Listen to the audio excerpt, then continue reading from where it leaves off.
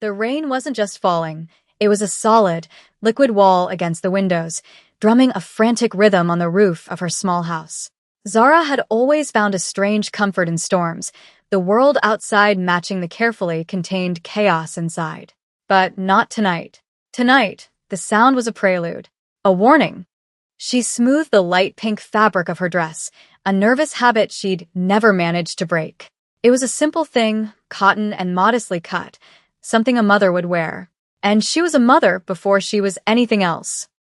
A sudden, sharp knock echoed through the house, so loud it seemed to vibrate in her bones. It was too late for visitors, too forceful for a neighbor. She froze, her hand hovering over the storybook she was about to read.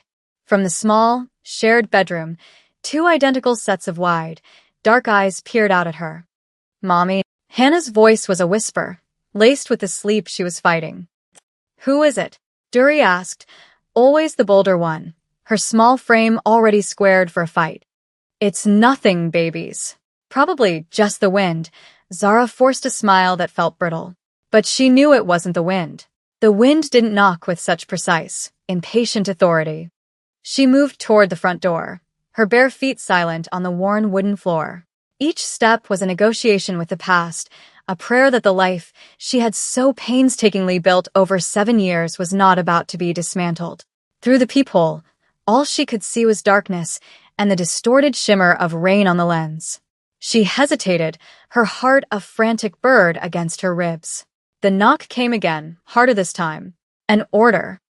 Taking a deep breath, she unlatched the deadbolt. The click was deafening in the sudden silence between thunderclaps. She opened the door a crack, her body braced to slam it shut. And there he was, Jinwoo Kwon. The rain had plastered his black hair to his forehead, and his suit, a tailored masterpiece of dark wool that probably cost more than her car, was soaked through. But he seemed impervious to it, a statue carved from granite and fury. Water dripped from the sharp line of his jaw, tracing a path down his throat to the stark white of his collar. He hadn't aged. Or perhaps men like him didn't age. They weathered, becoming harder, sharper, more dangerous with time. His eyes found hers, and the world tilted. They were the same eyes she saw every morning, the same deep, obsidian black she kissed goodnight every evening. But on his face, they held no childish wonder. They held the cold, calculating weight of an empire built on secrets and blood. "Zara," he said. Her name was not a question. It was a statement of fact, a claim of ownership she had run from for 7 years. Her throat was tight, her voice a stranger to her own ears. "What are you doing here? How did you find me?" He ignored her questions, his gaze sweeping past her, into the warm, dim light of her home. It was a small, humble place, a worn but comfortable sofa, framed crayon drawings on the walls, a stack of picture books on the coffee table. It was a world he didn't belong in, and his very presence felt like a violation, a smear of darkness on her carefully curated piece. "May I come in?" It was phrased as a question, but the tone was absolute. He was already moving, forcing her to step back or be run over. He moved like the room owed him space. He stepped across the threshold, bringing the scent of rain and cold ambition into her home. His polished leather shoes, impossibly clean despite the storm, made no sound on her rug. The door clicked shut behind him, sealing them in together. The silence that fell was heavy, thick with everything left unsaid for 2,555 days. "You've been difficult to find," he said, his voice a low rumble that vibrated through the small space. He was looking at the drawings on the wall, his expression unreadable. "That was the point," she managed to say, wrapping her arms around herself. The pink dress suddenly felt flimsy, inadequate armor against him. "Mummy, I'm Festi." The small voice broke the spell. Both of their heads snapped toward the hallway. Standing there, side by side, were Hannah and Dury. They were a match set in their little red dresses, their dark hair in identical braids, their faces a perfect, miniature blend of hers and his. They stared at the tall, imposing stranger in their living room, their thumbs creeping toward their mouths. Zara's blood ran cold. She had played this moment out in her nightmares 1,000 times, but the reality was infinitely worse. The slow, deliberate way Jinwoo's eyes moved from her face to the two girls was terrifying. He didn't react at first. He was too controlled for that. But she saw it, a flicker in the depths of his gaze, a subtle tightening of the muscles in his jaw. He was calculating, Processing. He looked from Duri's defiant stance to Hannah's shy curiosity. He saw their eyes, his eyes. He saw the shape of their faces, the stubborn set of their chins. He was a man who dealt in facts and patterns, and the evidence standing before him was undeniable. His gaze lifted, meeting hers again. The coldness was gone, replaced by something far more dangerous. It was a raw, possessive fire that stripped her bare. "How old are they?" he asked, his voice dangerously soft. She couldn't speak. Her throat had closed up completely. The lie she had practiced, the one where she would claim they belonged to a kind, boring man who had left her, evaporated on her tongue. It would have been useless anyway. He would know. He took a step forward, and she instinctively moved to block him, placing herself between him and her children. It was a futile gesture. He was a wolf, and she was, what? A lamb pretending she had teeth. "Zara," he repeated, the single word a command. "Tell me." "7," she whispered, the admission tasting like defeat. His face remained a mask, but she saw his shoulders tense. 7 years. He did the math in an instant. 7 years since that night in his sterile, glass-walled apartment. 7 years since she had seen him with her sister, Naomi, their bodies close, his hand on her sister's throat in a gesture Zara had mistaken for a dark caress. 7 years since she had packed a single bag and vanished, disappearing from his world so completely she had almost convinced herself she had never been a part of it. "Go to your room, babies," she said, her voice shaking but firm. "Mommy needs to talk to the guest." Hannah and Duri exchanged a look, then scurried back into their bedroom, closing the door behind them. The sound of their muffled whispers was a painful reminder of what was at stake. Jinwoo's focus was absolute. He looked at her, truly looked at her, and she felt the years peel away. He was not just the man she had fled. He was the father of her children. That fact changed the air in the room, solidifying into a chain that bound them together more tightly than any shared memory or fleeting affection ever could. "We need to talk," he said, and it was not a suggestion. It was the beginning of a reckoning. He unbuttoned his soaked suit jacket, the movement fluid and precise. He was making himself at home in the ruins of her life. He didn't wait for her permission. He walked into her small living room, his presence dwarfing the furniture. He ran a hand over the worn armchair, his expression unreadable. To him, this must have looked like a hovel, a temporary shelter she had crawled into after leaving his palace of steel and glass. He didn't understand that this was her sanctuary, the only home her daughters had ever known.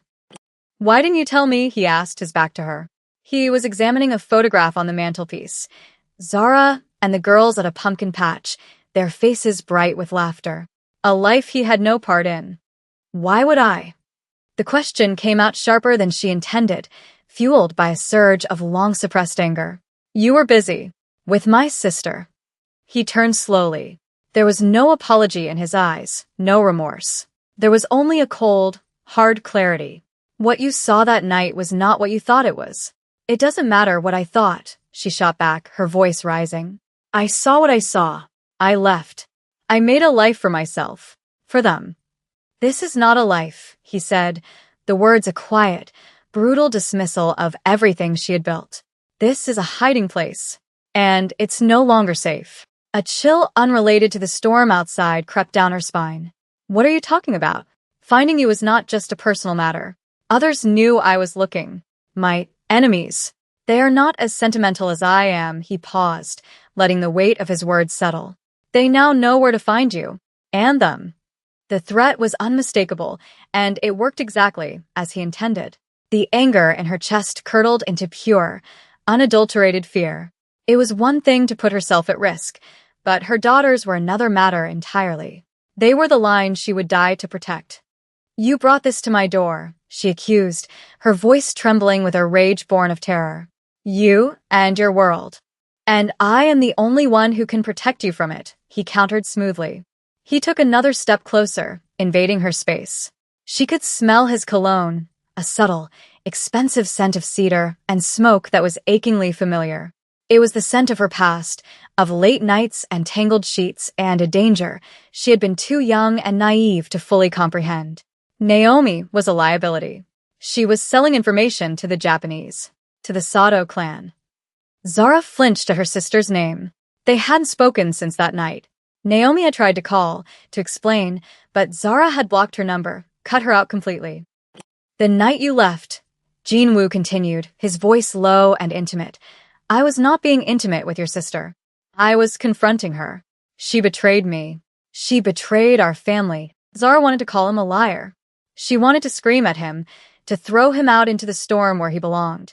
But the conviction in his voice was chilling.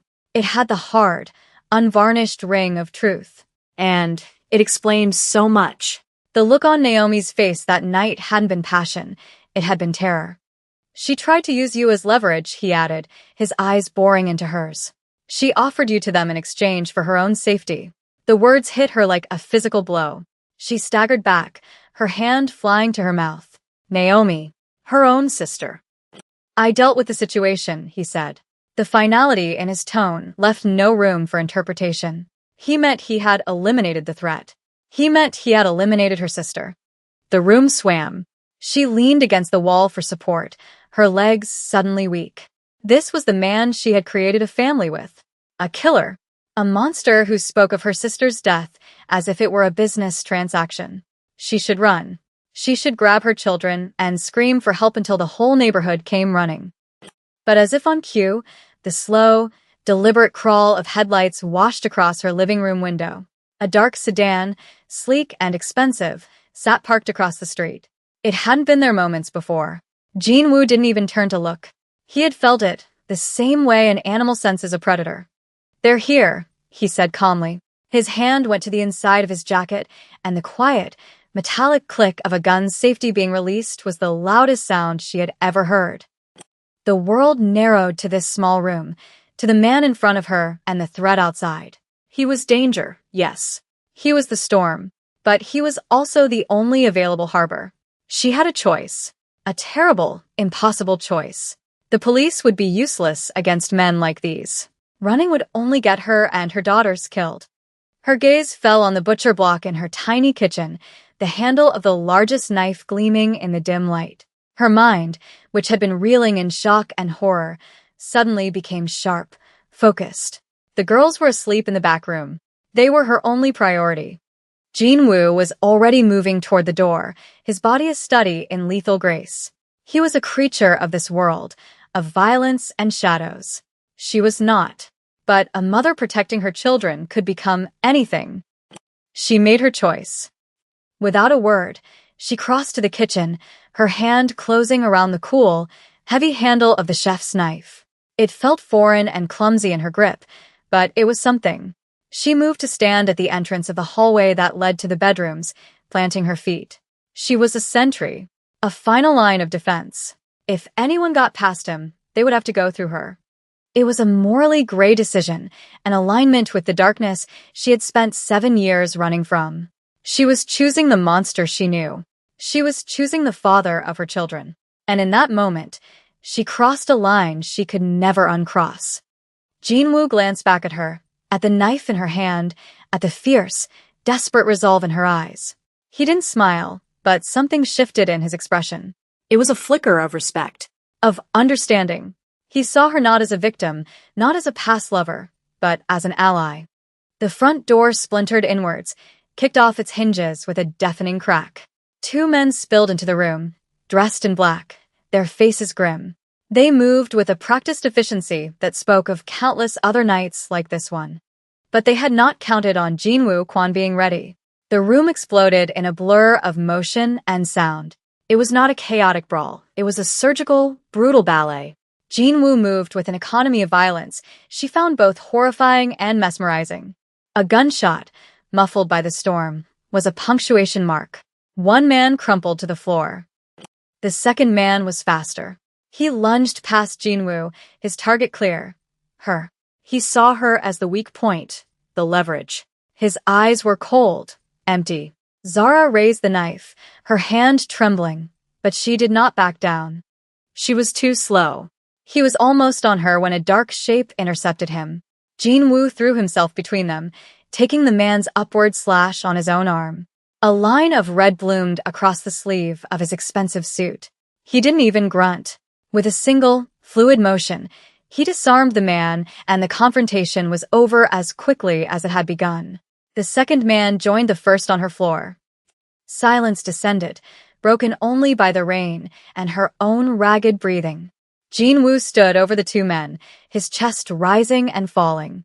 He looked at the deep gash on his forearm, then at her. He had shielded her. He had bled for her.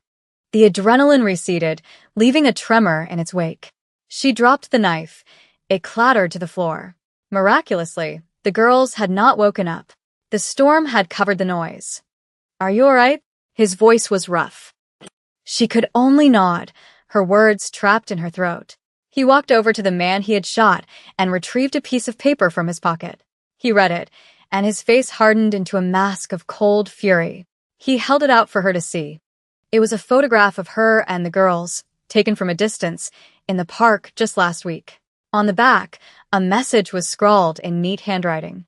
"We know what you found. A man's children are his greatest weakness." They weren't just targeting him anymore. They were targeting her. They were targeting his daughters. Her daughters. Later, after his men had arrived in their silent, black cars to clean up the mess, the house felt both violated and strangely calm. The bodies were gone, the broken door temporarily patched. It was as if nothing had happened, but everything had changed. She found her voice and her nerve, pulling out the small first aid kit she kept under the sink. "Sit down," she ordered, her tone leaving no room for argument. For the first time since he had arrived, Jin-woo looked surprised. But he did as he was told, sitting at her small kitchen table while she cut away the ruined fabric of his sleeve. The cut was deep, clean but bleeding steadily. Her hands, she was pleased to note, were perfectly steady as she cleaned the wound with antiseptic. He didn't flinch, just watched her, his gaze intense. The silence stretched, filled only by the whisper of gauze and the drumming of the rain. Her touch was professional, impersonal, but the proximity was electric. She was intensely aware of the heat of his skin, the solid muscle under her fingers, the faint scent of blood and cedar. "I never stopped looking for you," he said quietly, his voice a low vibration in the still room. It was not a declaration of love. It was a confession of a 7-year obsession, a single-minded pursuit that had now brought war to her doorstep.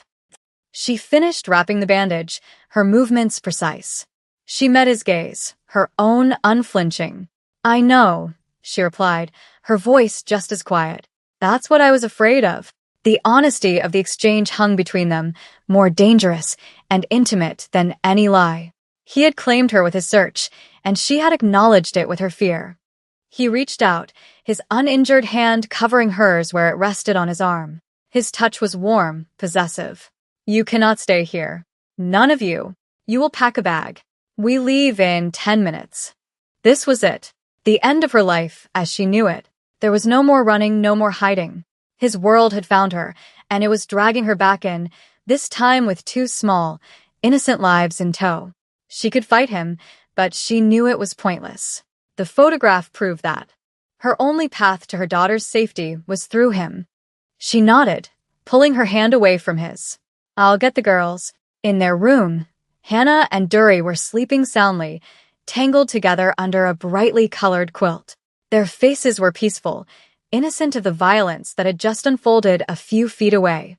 A wave of love so fierce it was painful washed over Zara. She would do anything for them. She would walk into fire. She would make a deal with the devil himself. And she had. She woke them gently, murmuring reassurances as she dressed them in warm clothes. "We're going on a little trip," she told them, her voice miraculously calm. An adventure. Duri was suspicious, but Hannah was excited. Zara packed a single bag, just as she had 7 years ago. But this time, it was filled with small sweaters, picture books, and a well-loved stuffed rabbit. This time, she wasn't running from him. She was running with him. As they prepared to leave, walking past the hastily repaired front door, Duri dropped the worn rabbit. It fell to the floor, forgotten in the rush. Zara saw the glint first, A tiny star of light from the wooded area across the street. A sniper's scope. Her mind didn't have time to process the fear. It only acted. Jinwoo was ushering Hannah toward the open door of a black, armored car his men had waiting. In a split second, Zara saw the trajectory, the target. She didn't scream. She didn't freeze. She shoved him. Hard. She threw her body against his, pushing him and Hannah down, behind the solid metal of the car door. The motion sent her stumbling out into the open for a fraction of a second. A crack echoed through the night, and a chip of concrete exploded from the walkway right where Jinwoo's head had been.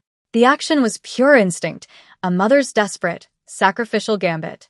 It gave his men the opening they needed. Two of them returned fire into the darkness, and the threat was neutralized. Inside the car, the doors slammed shut, encasing them in a world of muffled silence and the smell of leather. Jinwoo pulled her against him, his grip almost painful. His hand tangled in her hair, his face pressed into the curve of her neck. He was breathing heavily, the facade of his control finally cracking. He didn't say, "Thank you." He didn't say anything at all for a long moment. He just held her. Then he whispered her name. Zara. The way he said it was different. It was stripped of all arrogance and command. It was rough with an emotion he would never name. It was an acknowledgement, a claim, a recognition that she had just saved him, had saved them all. The debt was no longer one-sided. The car sped through the rain-slicked suburban streets, leaving her small, violated house behind. She watched the life she had known disappear in the rear-view mirror, a ghost in the storm. The cost was absolute.